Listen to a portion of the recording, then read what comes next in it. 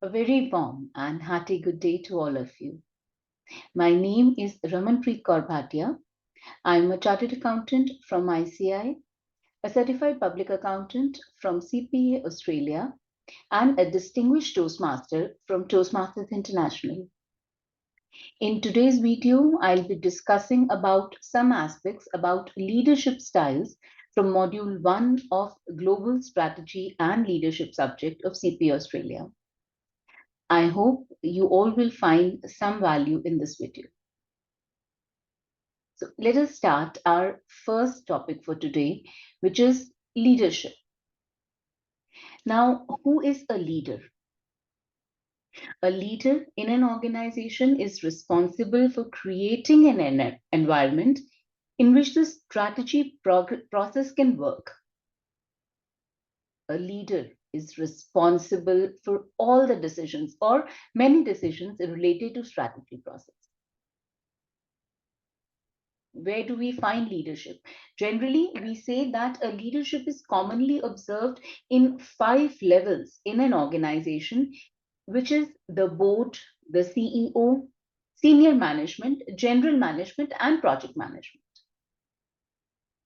But we have to understand that this leadership is a natural phenomena. It's an important phenomenon, and we have to understand that leadership can occur at any level of the organization, regardless of any formal appointment. A manager can assume the position of a leader very easily. So here in today's video, we'll be taking a view through on leadership through various theories. And we'll try and understand the distinction between leadership and management. So let us start by understanding what is leadership and what is the difference between leaders and managers in different leadership styles.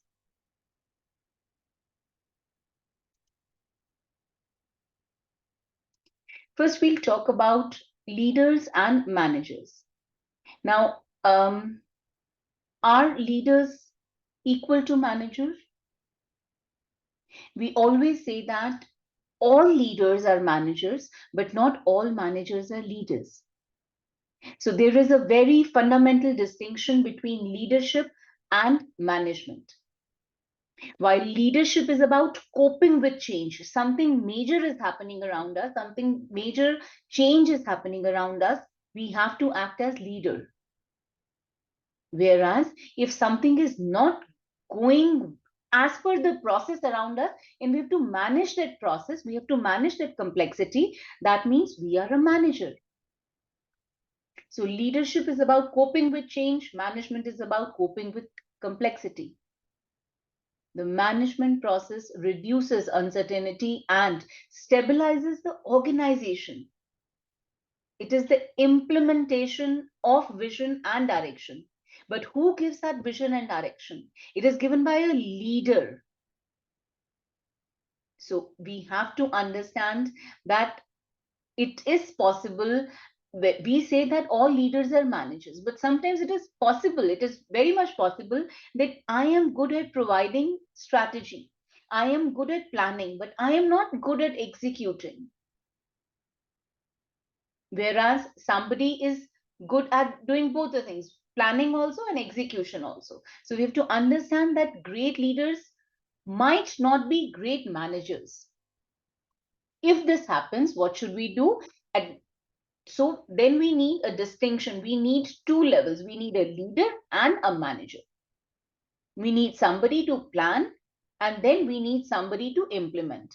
Whereas if a person is a good leader as well as a manager, that person can plan and can execute also.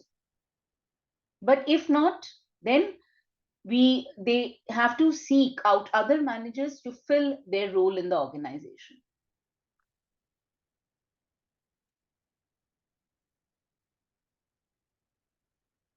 Now, in this slide, we'll be talking about the distinction between manager and leader. Again, these are all the things which we talked earlier also. First, let us see the left-hand side, the manager side. What a manager is supposed to do, he's supposed to plan, allocate resources, and assign tasks, performance reporting and control. He's the one who will communicate the policies, the strategies to the lower level management. He's the one who will be coordinating all the departments. He will be the one who will manage the decisions. The decisions have already been taken by the leaders. He will be just managing it. He will evaluate. He will accept status quo. Whatever it is, he will accept that and he will work on that. He will not ask questions. He will be of controlling nature. He will be controlling the lower level management. Short term view, I just have to get this work done. I just have to get this work done. So that is a short term view. And then he has to cope with the complexity. A process is going steady, fine. It's very steady. It's going in a proper way, proper flow. Some complexity arise. The manager will go and solve that complexity. Right. Instead, we come on the right hand side, we'll see leader. Who is the leader? He's the one who will inspire and influence. Now, this is the difference between a manager. This is the primary difference between a manager and a leader. A manager is supposed to plan for what? For allocation of resources and assigning of tasks. Whereas the leader is the one who will inspire or who will influence others to work. Manager will say, do this work. Leader will say, why this work is important and why should you do this work. So that is the basic difference. A leader is the one who builds confidence and enthusiasm. Then at the same time, if I am a good leader, I will always plan for my succession. So develop future leaders, make culture, mark trust. A good leader is a role model. I cannot tell my employees that you work, I am sitting here. You do this work, I am watching you. What will a leader do? A leader will say, this is the problem that you're facing. Okay, let me try how to manage this position. So he will be a role model. He will challenge status quo. Things are going good, but can the things be improved? A manager will say, things are going good. Okay, I have accepted the status quo. But a leader will say, things are going good. Very nice. But can this be improved? Can we make a progress in this? So he will challenge status quo. He will communicate, make network. He will be a catalyst for change. He will ask questions. Long-term strategic view and then coping with change. What do you mean by coping with change? We said coping with complexity. Something is not going right. Okay, let me try and correct that. But I need to bring a change. I want to change this whole process. That who does that? A leader does that. Now, there is an example given in the module, which is example number 1.9. The title of the example is Grasping the Bigger Picture while Still Focusing on Their Details. So that is, in this example, the management, the finance director of Triumph International, a company which is based in Switzerland. And this example tells us that the role of finance director is complex. He has to exercise regional financial control and finance support based on innovation and quality assurance also. Now, this part of the role is linked with managing and stability, which is the role of the manager. He has to manage the financial control, which is a manager's role. At the same time, this same finance director needs to continually monitor the global economy.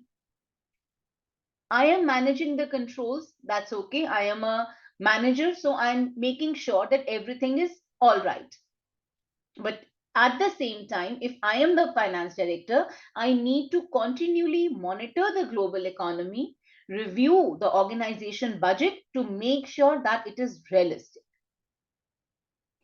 This example encompasses that a leader or a manager has to be aware of the cultural and human aspects in order to collaborate and bring out the team, the best in the team, which is the duty of the leader. So this part of financial director's position is linked to leading. I know this is the present time, things are going good, but will the things remain good in future also? I have to think about that, which is the long-term view. For that, I'll study the external environment, I'll do an internal environment analysis, and I'll make a strategy. That is what is the role of a leader. Now, on that point, effective managers may also have to develop their leadership skills in order to fulfill their roles more effectively. There is one more example given in the module, which is example number 1.10, which describes that it is possible that a great leader is a poor manager. But a person might have a vision for the organization, but at the same time, he might not possess the skills necessary to manage the organization. So that is why we always say that a successful leader must perform both the roles or recognize that they need assistance. If need be, yes, I require assistance and I might choose to take that assistance. Okay, so that is the difference between the manager and the leader. Manager is managing, just managing whatever is going on right now, but a leader thinks about future also. Leader is a catalyst for change. He plans for the change, he prepares everybody for change. So that is the difference between manager and leader. Now we'll study about some leadership approaches. Now, the module gives us 3 different approaches for leadership, which is the traits approach, behavior approach, contingency approach. As you can see in this diagram, I've just written that traits approach is born with the leadership qualities. Behavior approaches, we can learn leadership qualities. And contingency approaches, leadership as per situation. Let's dive into more details about these styles individually. The traits approach. This traits approach is based on the theory that leaders are born with particular qualities. I am born with leadership qualities that will produce the patterns of behavior to make them successful leaders over time. So when the discovery of this theory was going on, personality, intellectual ability, and physical factors were examined. And it was found that there are certain traits that always have been associated with leaders, which include ambition and high energy level, desire to lead, self confidence, emotional intelligence.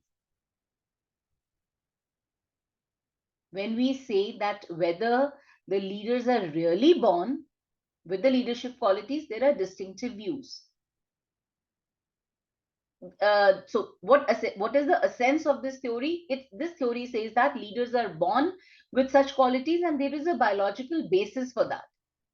And what are the qualities which are associated with this traits approach? These are ambition, high energy, desire to lead, self-confidence, and emotional intelligence. Now we'll study this emotional intelligence in detail in other modules also. What is emotional intelligence?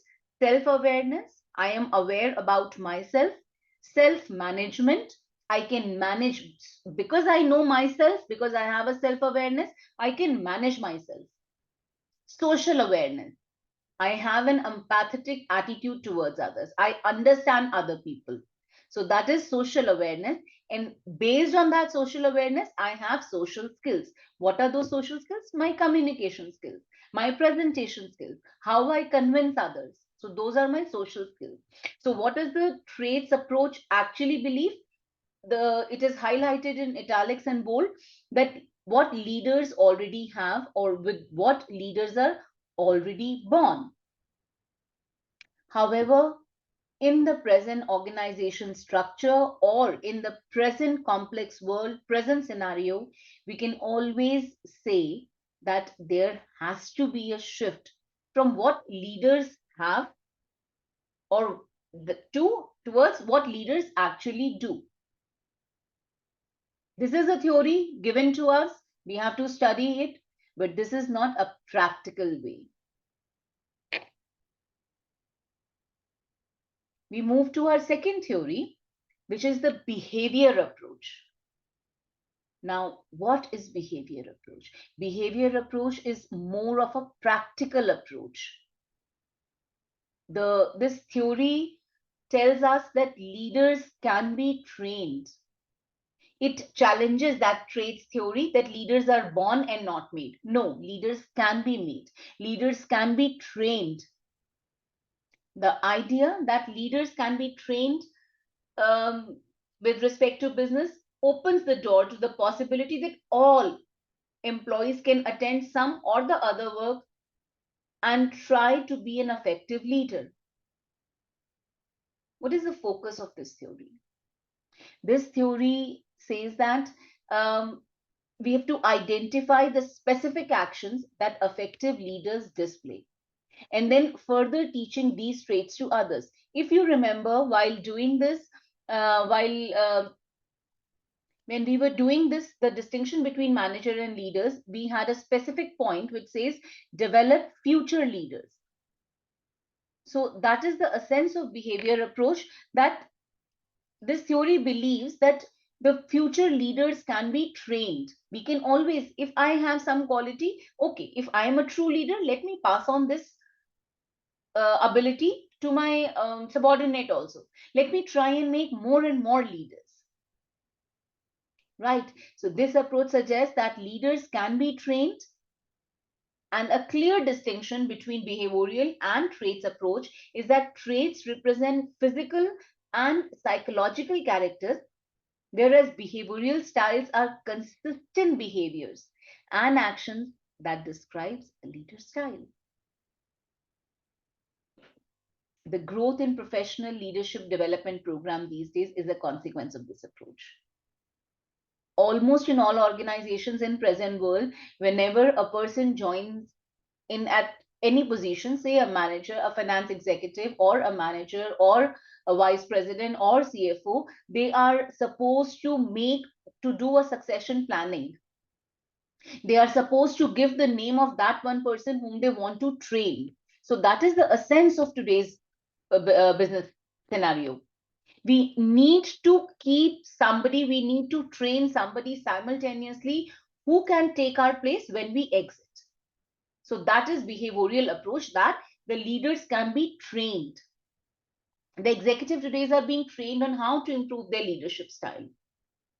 However, the two most common styles which demarcates this behavioral approach is either a leader is employee oriented or task oriented.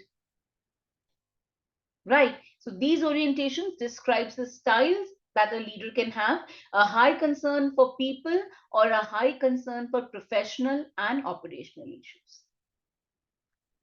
So this is behavioral approach. A leader can be trained. Earlier we did traits approach. Leaders are born. Leaders are born with some qualities which make them a leader. Now here we says leaders can be trained. Now we'll be discussing more about these orientations of leaders. Right? We say that either a leader is either task oriented or people oriented. What does it essentially mean?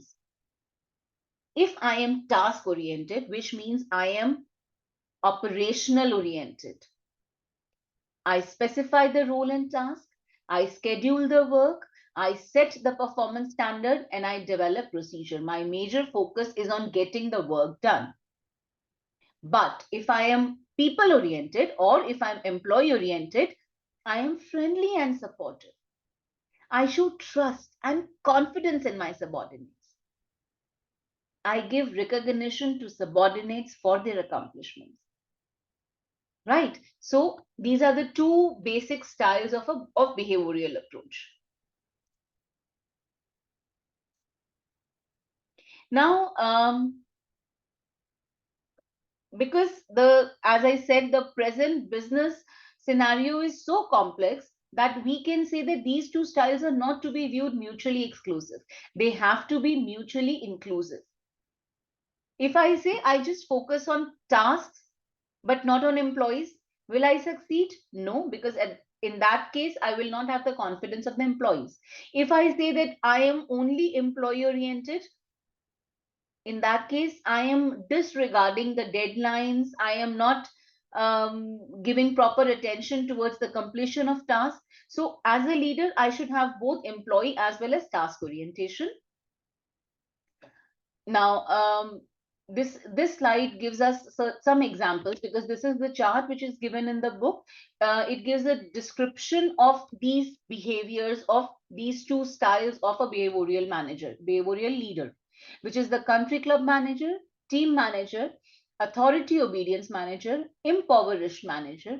Who is a country club manager?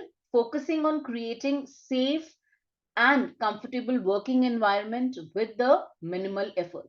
If you will see the x-axis, it shows the task concern from low to high. If you see the y-axis, it shows the people concern from low to high. So accordingly, we have fit in all these four kinds of managers in different grids. Team manager, staff is closely involved in decision making and feel valued. So this person is employee oriented. If I talk about impoverished manager, minimal effort on management, hoping to avoid blame for errors.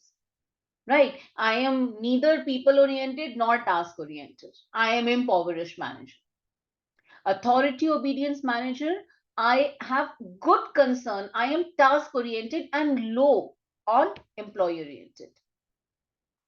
Middle of the road management is something which we need to concentrate on, for which we need to train ourselves. Compromises made to achieve acceptable performance, thought to be less effective leadership style. Of course, it is less effective leadership style, but at the same time, this is a middle of the road. This is a compromised behavior. The best behavior as per this grid is team manager, which is total on the right hand side on the upper grid, which has a high concern for task and which has a high concern for employees. So that is team manager. Questions may come in the exam based on these definitions. Now, these two studies, we have done traits theory and we have done behavioral theory, but they provide insufficient guidance on what makes a great leader, because they do not consider the situational factor. There might be unforeseen changes. There might be, I have planned things, but suddenly one day something extraordinary happens. That is a situational position. A trait leader or a behavioral approach leader will not be able to cope with that unless that person compromises with the situation. Hence, we go further to the development of third and comparatively recent theory, which is the contingency theory or contingency approach. Now, what is contingency approach? It suggests matching leadership style to the situation. The argument is that the leaders cannot change their spot. It's not that today I am the leader, tomorrow something new comes up, I'll resign and somebody else will come. No, leaders cannot change their spots. Hence, the leadership styles need to suit the circumstances. For leadership, if the task is routine, then there is not much way in the leadership would be required. So, the contingency approach is that it's the leader's ability to lead is contingent upon various situational factors, including the leader's preferred style, the capabilities and the behavior of followers, and also various other situational factors. And it also states that leaders can be substituted if it is a routine work. If all of you remember, we did the capability maturity model in one of the videos. What is capability maturity model? That as and when we do the routine activities, we become expert in that. Right? So in that case, leadership is not required if it is just a routine work. But if it is the leader has to transform its style as per the situation.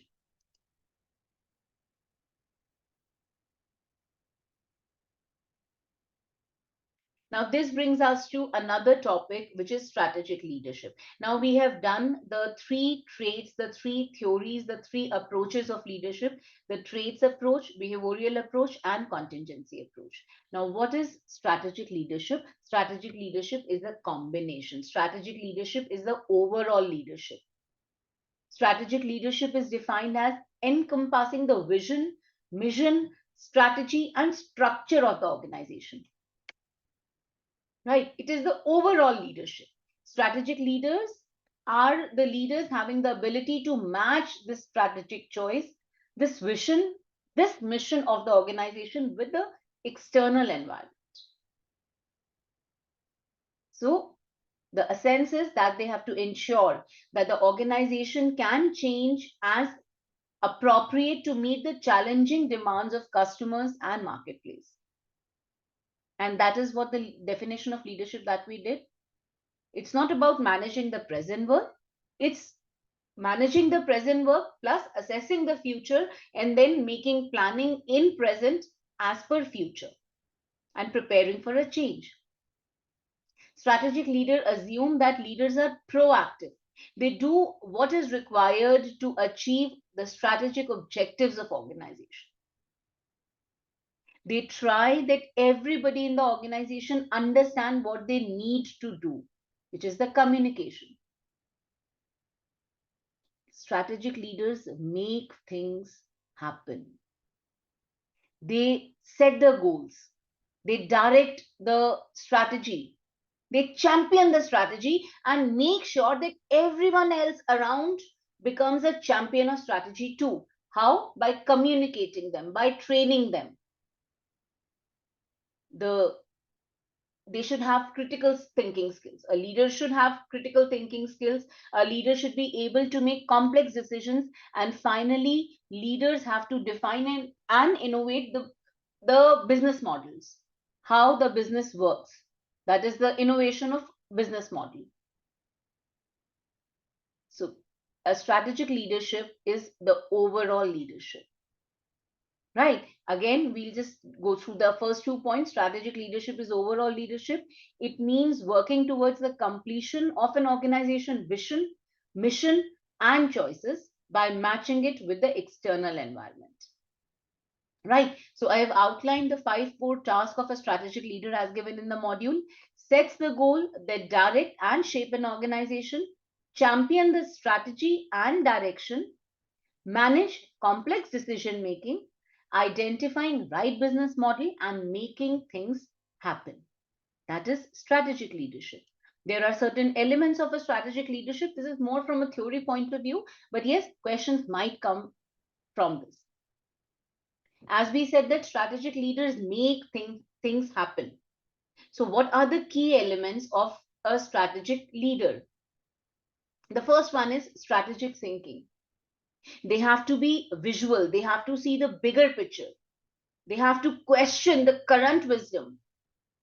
Why? Because they have to translate that vision, the vision that I have made. I want to make it, transform it into reality. So for that, I need a strategic thinking. What is strategic thinking? We'll do next. The second is strategic decision making. I have to use a rational approach to make decisions. I have to use data to make decisions.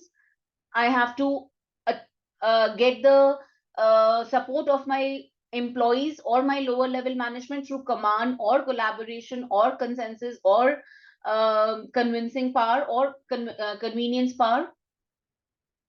So that is strategic decision making. The third element is strategic external and internal analysis. This is very important because for a leader to be strategic, that person has to challenge unproven assumptions. And then we have to make an interpretation of the external environment, how to influence that, and how to make plans to minimize or control that influence. At the same time, I have to check my internal capabilities also. Right. The fourth element is setting direction. A leader has to be realistic. I cannot make any assumption I cannot make any rule, I cannot make any strategy just in the air. I have to be realistic. A leader should have a credible vision of an attractive future and then focus on that result by having an agenda, right? And then the next is setting direction, right? Why setting direction is important? Because um, a leader, as I said, a leader has to be realistic. A leader has to tell others that this is the plan, this is how you are supposed to work. So I have made the task easy for you by defining the task. So I've set the direction. The next one is strategy formulation. Now, what is strategy formulation? Who is involved in the decision making? What are their tasks in the process? After the strategy has been formulated, the next step which comes is strategy implementation. Who is going to be affected by that strategy? Who is going to implement that strategy? Are these employees, have these employees been communicated properly?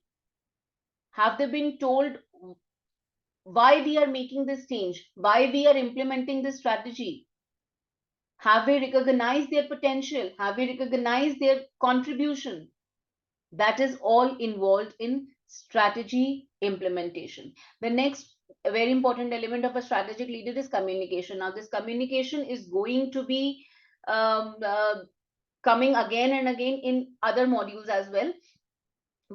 We just have to understand that why communication is important. Communication is important because if we do not communicate properly, the employees are going to be in dark.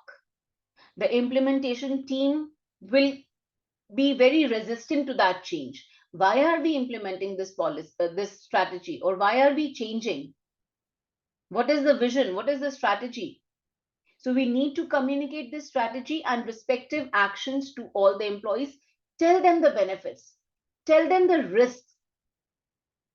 There will be many questions in the exam which will ask about or which will analyze the questions based on analysis of communication importance, right? So one thing we just have to put very nicely in our heads that communication has to be clear.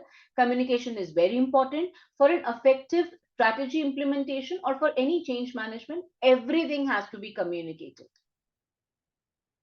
right?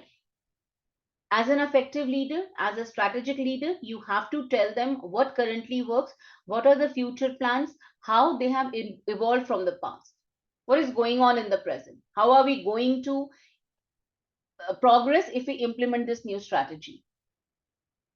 So communication is again a very important element of a strategic leader.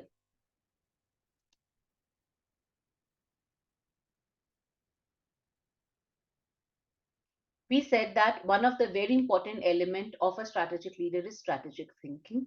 What is strategic thinking? Strategic thinking is very important element. Why? Putting in simpler words, strategic thinking is the practice of linking bigger picture, bigger concept into actionable practice. We have this big picture of strategy and we communicate this to our employees. At the same time, we have to break this big strategy into pieces, into parts, into those specific actions, and then we have to communicate this to our employees. It means daily, day-to-day practice. We just have to tell them that this is what you have to do so that this action is given to them and a leader is left to think about the bigger picture.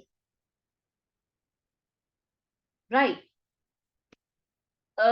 This is generally the work of a manager because the managers are usually preoccupied with getting the job done on a day-to-day basis.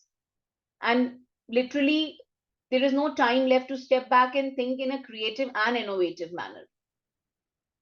But if we are a good strategic leader, we should be able to conceptualize and articulate in clear terms my position, the direction, the actions.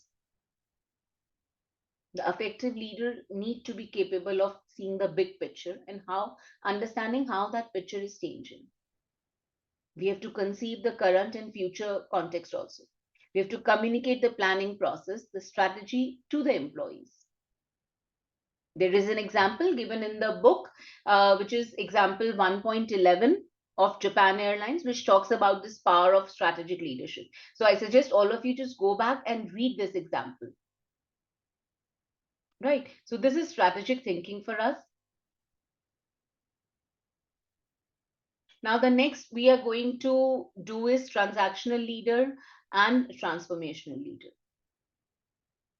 One of the roles of the leader is to inspire everyone in the organization to commit to strategy and to provide a framework for going forward. So we need certain leadership styles. The first is transactional leader. A transactional leader is concerned with maintenance of current activities. How? There is a focus on current activities and it provides a long-term view to motivate employees. I said earlier, things are my process. I started something, I became an expert in that. The people have become expert in that. My employees, there is a standard process that we are following. Everything is documented. I am making product one. Everything about that product is there in the books. Everybody has the experience, everybody has the capability to do this, and we are doing this in a very nice and effective way. Right. I am not thinking anything else. My job is to only be perfect in making product one. Am I doing it correctly? To ensure that is the role of a transactional leader. A transactional leader is a maintenance leader. He is maintaining the present activities. Right. He is just seeing that if we work in the present scenario, in the long term, we are okay, we are sufficient. It is about providing that long-term view to inspire employees also, getting their trust also. But what happens when there is change in the mindset of the organization? Or when the beliefs, the value, or the culture of an organization has to be transformed continuously? Or in the context of this example, I have seen that more and more competitors are entering the industry. People's lifestyle and preferences are changing. They might not need product one in future. I should think about making product two, because I have checked my external environment. I have made a future analysis. I am thinking that I should make product two also and add it in my portfolio. But a transactional leader does not know anything about that. He's just a maintenance leader. So who will change that culture? Who will bring that change into the organization? Now we need transformational leaders for this scenario.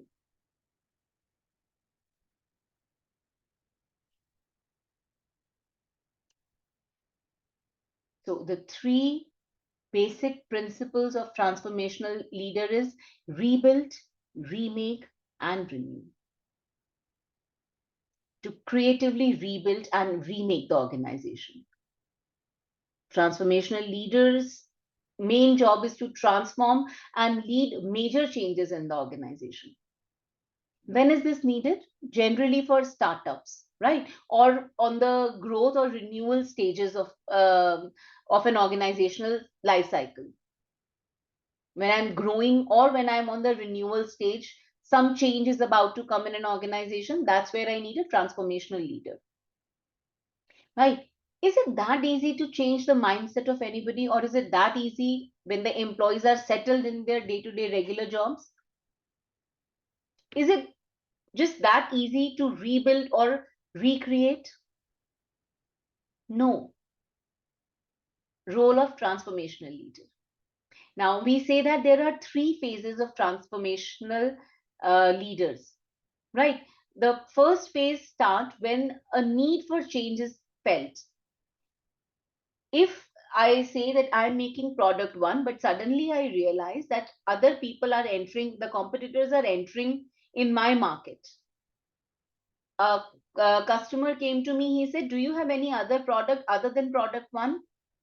I immediately realized that maybe this person has a different preference. I realized that there is a need for change. I realized that I need to change my present production process. Right? So the phase one starts when a need for change is felt, because it could be the result of a strategic thinking or intuitive understanding of the environment.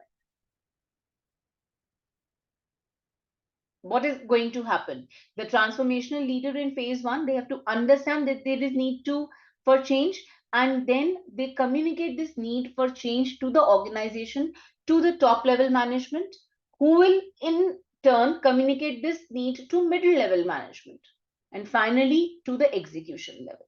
So this is the stage one, which is communicate the need for change, or realizing that there is a need for change, and then we communicate this need. Right? There could be a gap between the current performance and potential opportunities, so we have to be prepared. Right? Then comes phase two, where a transformational leader is required to provide an alternative vision for the future. Okay, as a leader, they've told me that we have to change, but how? You have to make some vision, you have to make some plan.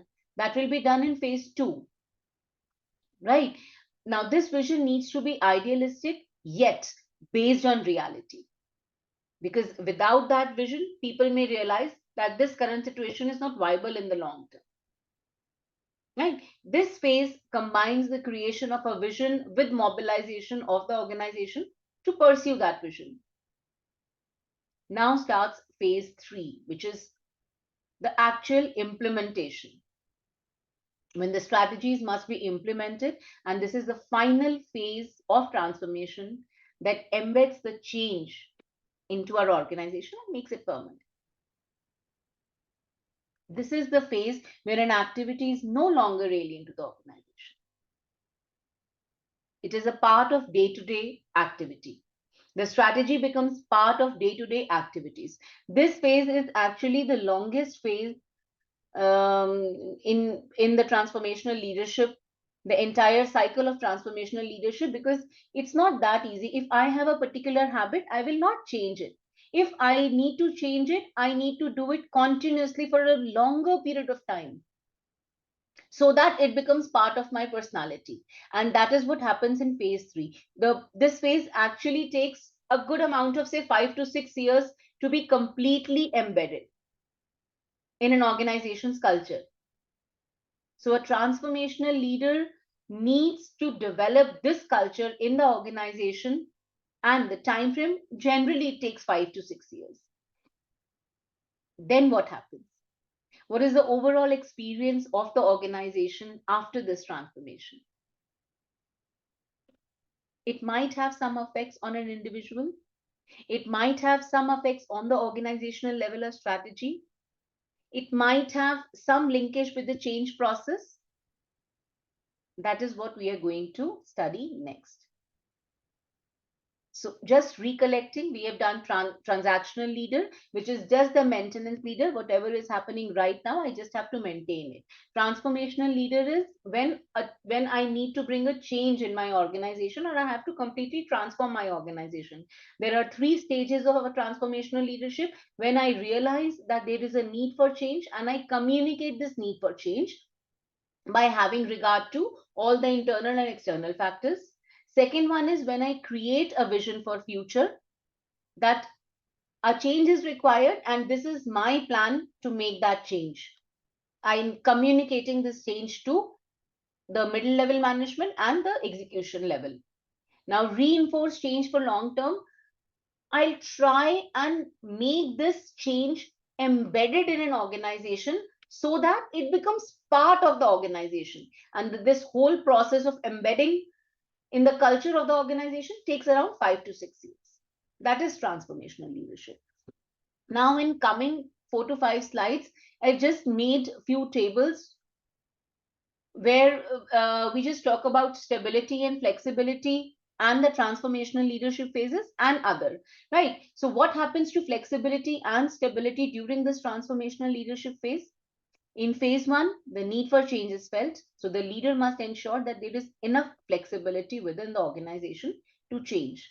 But at the same time, I have to ensure that at present I'm standing straight, I'm stable, I am straight. Whatever I'm doing, I'm best in that. If I'm best in that, then only I'll be able to take a step forward. Right? So in phase one, when I communicate the need for change, I should be stable in my current performance. And then at the same time, I should have that flexibility in my mind to change.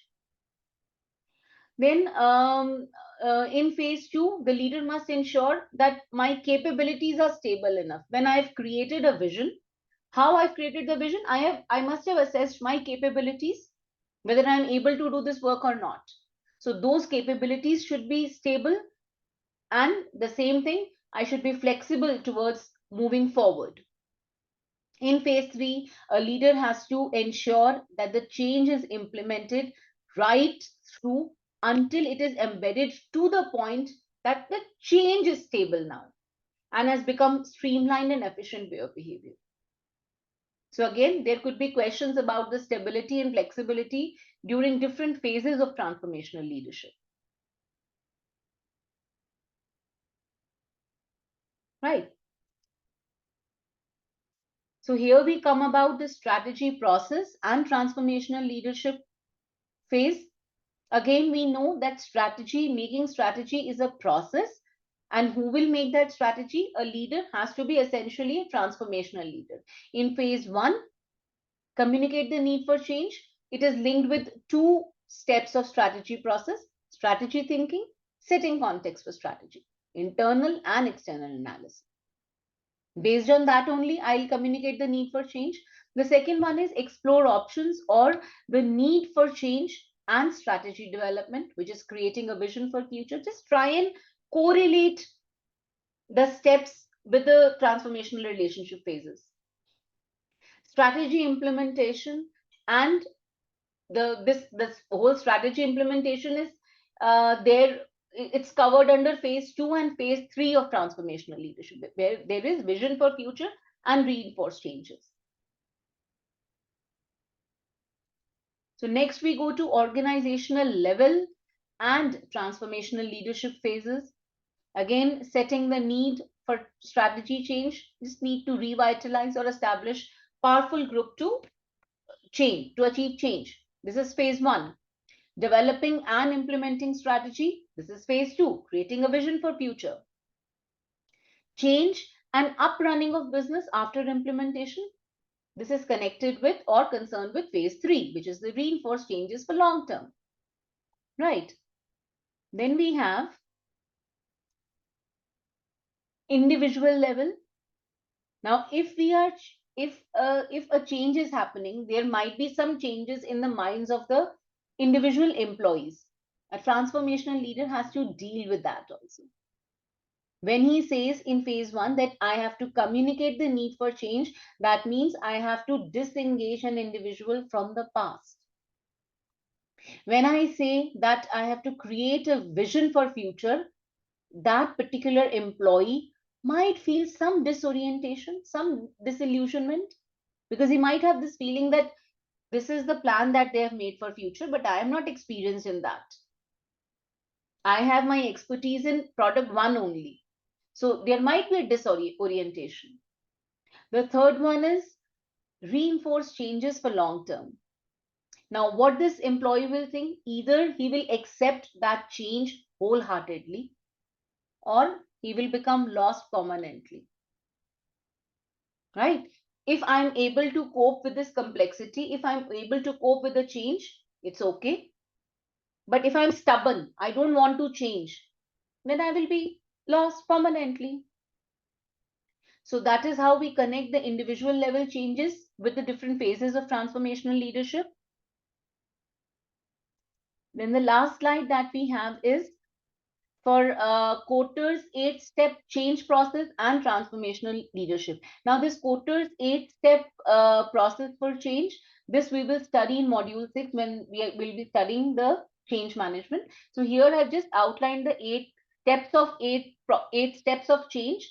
And I have just tried to correlate it with transformational leadership. So what is the need for these tables, so that when the question comes in the exam, you can immediately refer to these tables and correlate it with transformational leadership and then answer the question.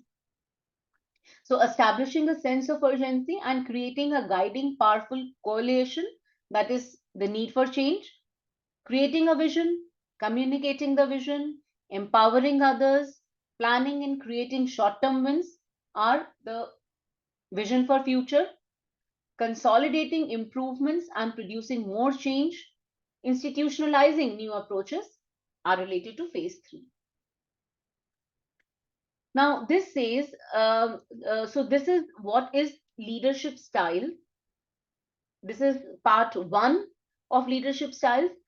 This is basically a theoretical concept, but I would suggest everyone to just go through the examples given in the module. There are 2 or 3 examples based on these leadership styles. So just try and go through them. And when you get the extended response questions, you'll be able to answer these questions based on this. I hope you all have found some value in this video. If there are any comments, do let me know. Thank you so much.